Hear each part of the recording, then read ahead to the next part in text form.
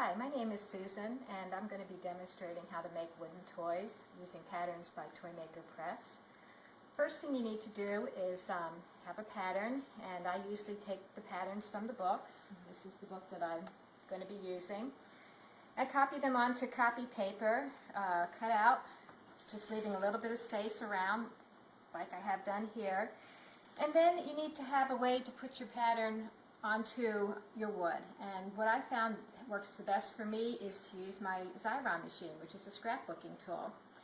The first thing I do, because the scrapbooking tool, the adhesive is fairly expensive, I lay out my patterns that I'm going to be working on in the next couple of weeks, and I take them all together, kind of like putting a puzzle together. You have to see how they fit. And just use little small pieces of tape to hold them together. And then when I have the pattern ready, you just feed it into the machine. And this is using the temporary repositionable adhesive in the machine. You just turn the crank.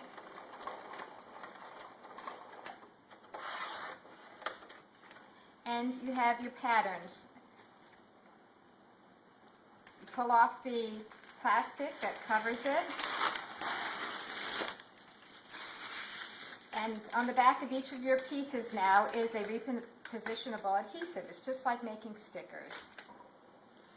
And then put them on the wood.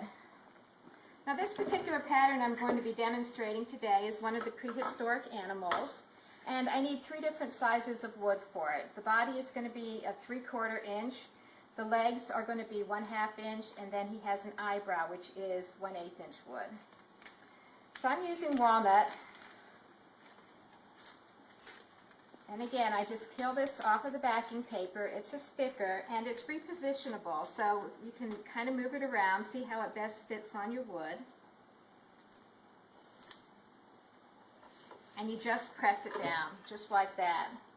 If you need to move it, it just comes right up, and when you're done scroll sawing, it also removes really nice and easy. Now just to keep the wood from burning too much when I'm sawing, I always cover my wood with some clear packing tape. This is the part that's going to be used for the legs. This is 1/2 inch wood. And I've actually just aligned these so that the grain line is the same on each of the wood. Now, if your legs are all the same, in other words, you have 2 of the same front legs, 2 of the same back legs, you can actually take your wood, take 2 pieces, tape them together. I just use masking tape to hold them together, and then you can cut the 2 pieces out at the same time. Alright, once you have everything all ready to go, then it's time to go down to the shop. I just use a scroll saw to cut these out, so we'll take you down there and show you how that's done. Hi, welcome to my shop.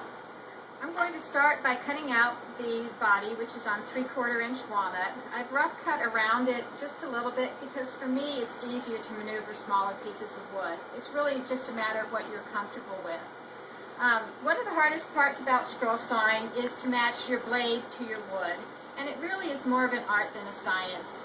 The best advice I can give you is to have blades from a lot of different manufacturers, different configuration of blades.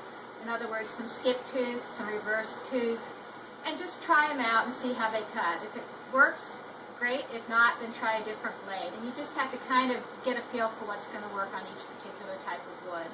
I'm going to be cutting this one with the number 7 blade. It's a pretty simple design. It doesn't have a lot of really sharp angles and turns, and it'll cut a little bit faster than a smaller blade.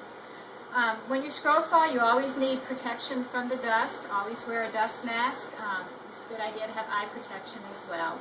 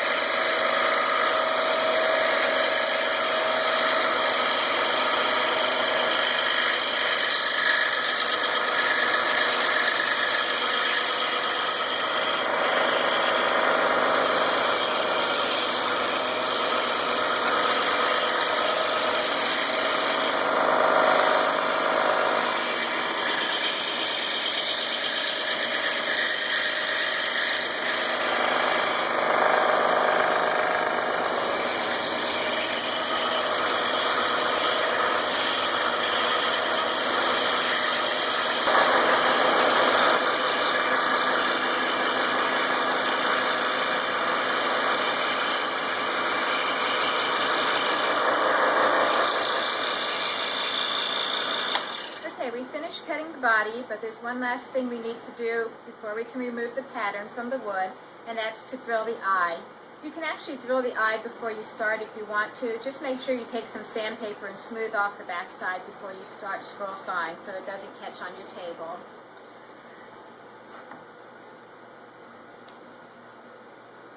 Line up the drill bit, make sure it's in the position you want.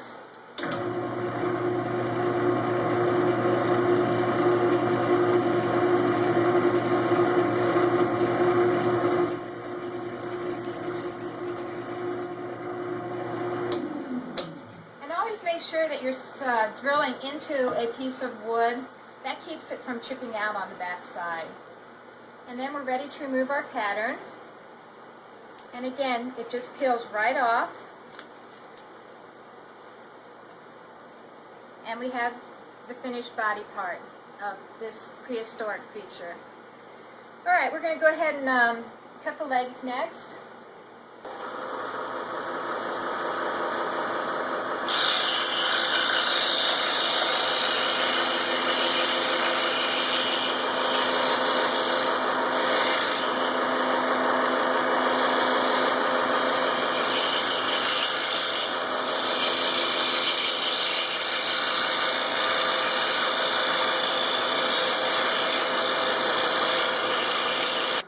We finished cutting all the pieces for our prehistoric animal, and now we're going to sand them.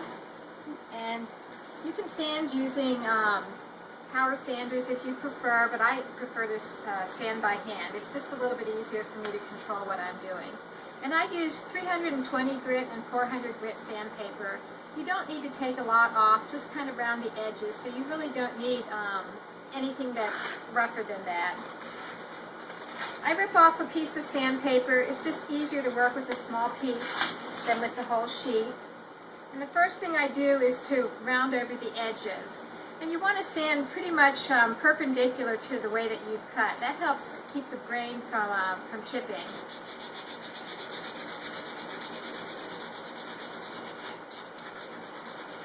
And you want to make sure that you do all edges. Even though the cut edge from the saw is very smooth, there are a few rough spots that do show up. So you want to make sure you get those edges as well.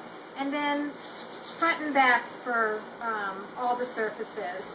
Usually I go with 320 grit first, and then when I'm done with that, I go back over with 400 grit until it's a very silky smooth finish. Alright, we have the entire dinosaur creature cut out and sanded, and now we're ready to glue it together. Each of the legs needs to be glued on individually. That way we can make sure that they're all going to touch the floor and he won't be standing crooked. I like to use a copy of the pattern, a Xerox copy, just to lay out the first leg. That way I can kind of make sure that it's in the right position on his body. So we're going to start with his rear back leg. And I've got it in position. I'm going to put some wood glue on it.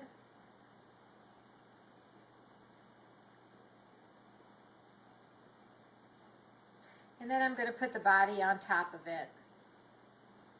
And this one, since it's the first one, we don't need to make sure that it lines up with the other legs. So this one I'm just going to do flat. And then I'll put a heavy book on top of it just to give it a little bit of pressure while it's drying. You get some glue that squeezes out occasionally, and you can just clean that up with a little bit of water.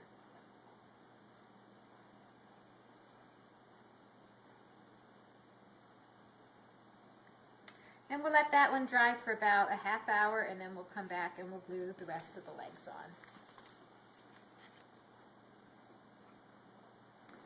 Okay, we're getting ready to glue the second leg on. I'm going to glue the front leg that's on the same side as the back leg we just glued on.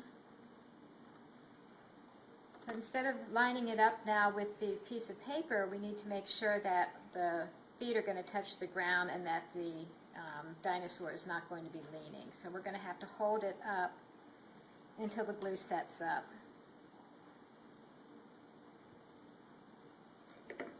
So we need to make sure that both the front and the back feet are touching the ground.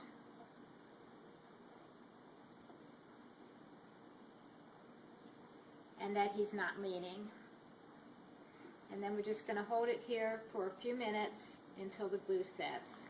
Alright, we're ready to put the last leg onto this dinosaur. And once again, we need to make sure to hold it vertically to make sure it's not leaning and to make sure that it's actually touching the tabletop.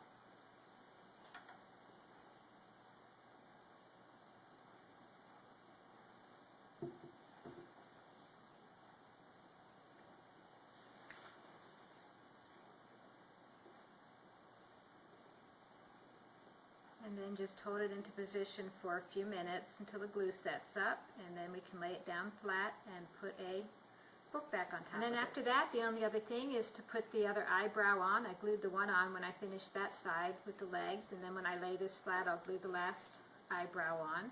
And then we're going to let it sit overnight for about 24 hours just to make sure the glue is really set up well before we start putting the polish on it. We're ready to finish our wooden toy. The last thing we need to do is to put a type of a finish on it.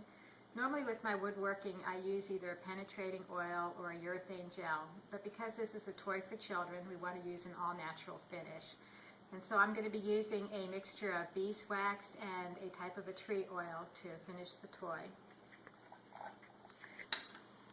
You just take an old rag and wipe on the polish. And then you want to cover every surface of the toy. You can use a paintbrush to get into areas that would be hard to reach with the rag. And after you've done putting this on the toy, you're going to let it sit for about 15 to 30 minutes just to give the oil plenty of time to soak in. And then we're going to wipe it off and buff it with a cotton rag.